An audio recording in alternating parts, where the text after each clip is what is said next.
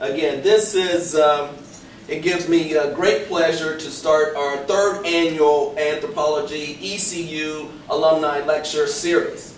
And the purpose of this lecture series, in conjunction with our professional development anthropology class, is designed for former ECU anthropology students or almost graduating ECU anthropology students to share their expertise and experience to current anthropology students who are preparing to graduate or who are anticipating to graduate in the next few years. We hope this lecture series creates more of a constructive, practical dialogue between recent ECU anthropology graduates with current ECU anthropology majors. Again, the purpose of this is to truly learn from your colleagues, your peers, and have that continual engagement. And this is something that, in the past, this is the third annual, we have outstanding speakers. And I really want to thank our speaker today, Binta Dixon, for really coming in and offering her expertise and sharing her experience. Her background is she's an anthropology major, as you know, and she's going to talk about her experience through the International Student Exchange Program, ISAP, and her travels at the University of Botswana, as well as you know, she's experienced in African languages and literature. So, and plus, she took this class 3 years ago. She was the first set of students taking this class. Again, it gives me great pleasure to introduce Binta Dixon.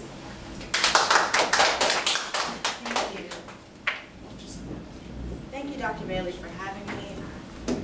Hello, everyone. It's really nice to meet you. You guys, this was a really great class. When I took it, it really helped me to start framing what I wanted to do after I graduate. And some of the things that I kind of developed in this class helped me to get here at the University of Botswana.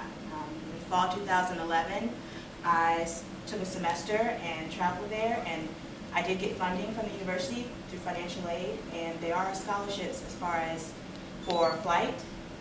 They do offer river scholarships, so if anyone is interested in traveling abroad, I really recommend it. And there are affordable ways to do it with the university.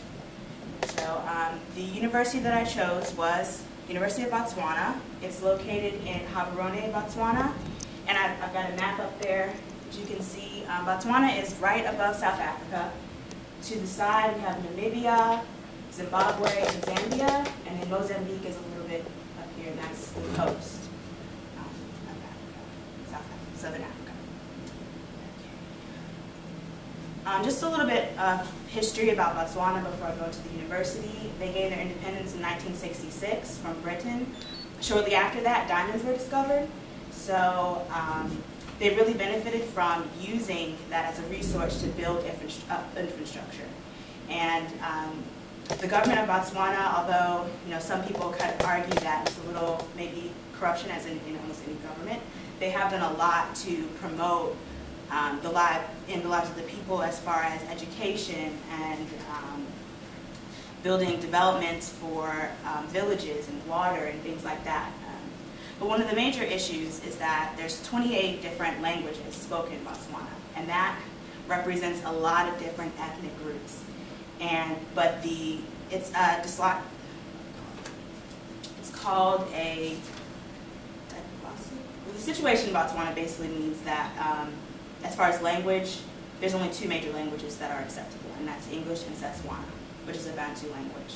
If you don't speak those languages, it's hard to get a job, you can't really go to school, and because there are so many different people in the country, it makes it difficult for a lot of the more minority groups to gain economic stability.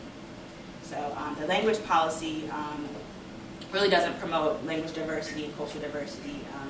They basically see everyone as Botswana, which is what one person or a couple people who are from Botswana are called, or Botswana is one person in Setswana represents, and it really is a nationalistic type. Even in the language, you can tell that they're very concerned with nationalism. Let's see. This here is a library. University of Botswana is a very big university. This picture with the cattle represents how the university was created. They said that it took about 8 cattle, and people from the community came out and actually supported the building of the university through donating cattle. And cattle is a huge, huge industry in Botswana. A lot of people are farmers. Bantu people are traditionally farmers, and they carry on that tradition. It's very important. Cattle is seen as basically a form of currency and a form of status. The more cattle is, the better. And also, it is still used in some ways for bridal prizes and things like that, marriages. Just some about campus life. This is the dorm that I lived in Vegas. They're some of the nicest dorms on campus. They don't have heat or air conditioning, but they do have internet, and that's kind of a big plus for us. And plus, they are gated, so it was it was safer than some of the other dorms. On the other picture, you can see the student center. It's relatively new. A lot of development is happening in the university. It's actually only 27 years old. So it's a new university, and they really are, I think this is the second year that they did their abroad program. So it's really new as far as international students, and they're trying to build that up a lot. And that's the end of my PowerPoint. Does anybody have any questions before if I could play this little video for you, or not video, but clip? Any questions? So did they actually have like an anthropology department there at that university? No. They don't. The closest thing was the African Language and Literature Department, which deals with African cultures and languages. However, at the time, they don't offer any other languages besides Setswana and Bantu languages, because no one will sign up for those courses.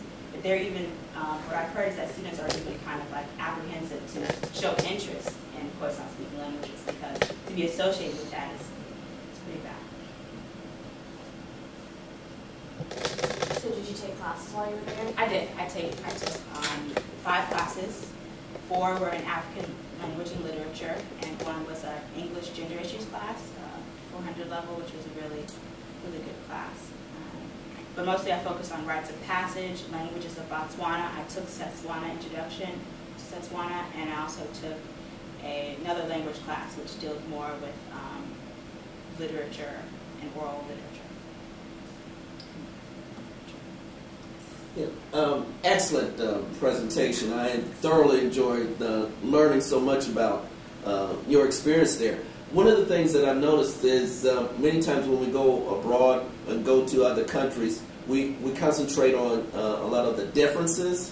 Yet I'm kind of curious, were you surprised what type of similarities that came across once you were there, you're conducting fieldwork, you're actually talking with individuals and going through the countryside, but also at the university, and what were some of the similarities that kind of surprised you? As opposed to America? Yeah. I think there was a lot of similarities. One thing that I definitely didn't expect was, I guess the most obvious thing is the dress. People dress a lot like we do here, almost exactly, and sometimes more fashionable. So it was definitely interesting to see that. I think that people in general are so similar everywhere. Even we have our different cultures, we have our different ways of life, but the essence of a person, I feel like, is kind of like a universal thing. So a lot of the students that I met, I could identify with immediately. You know, they wanted to go to school, they wanted to get good jobs. The city was just, like any other. They had nightlife there. The kids went out to the discos, what they call them, at night, and had fun. And it kind of became, I didn't really feel like I was in Africa a lot of times. I just felt like I was in school at a university, and that was really good. And plus, they really value family, and that's something that, just from my background, I saw a lot of similarities from the way that the children respected their elders. Grandparents were extremely important. You shouldn't interrupt an elder. It was very kind of like that, and supporting family was just a value that was important to me, and that they also valued as well. And food, celebrations, a lot of that was really similar. Collard greens, they had that, and a lot of different things that I really wasn't expecting that were similar. The music was also really interesting. A lot of gospel, traditionally Christian. There's a traditional religion as well, but Christianity plays a big part, and there's a lot of gospel music that sounds really similar to, I guess, what you would refer to as Baptist Christian music, and it was really interesting to see that, how influence music has cross-culturally. Let's have a round of applause for Binta. Thank you for having me. Hold on for just 1 second. I know before you depart, and I want to make sure we document. See, I'm a person who always has to document things. And Molly, could you take this picture, please? All you got to do is, we're not giving an award. Well, I've been very blessed to have Binta as a student and also a part of our program. This is the ECU Anthropology Alumni Lecture Award.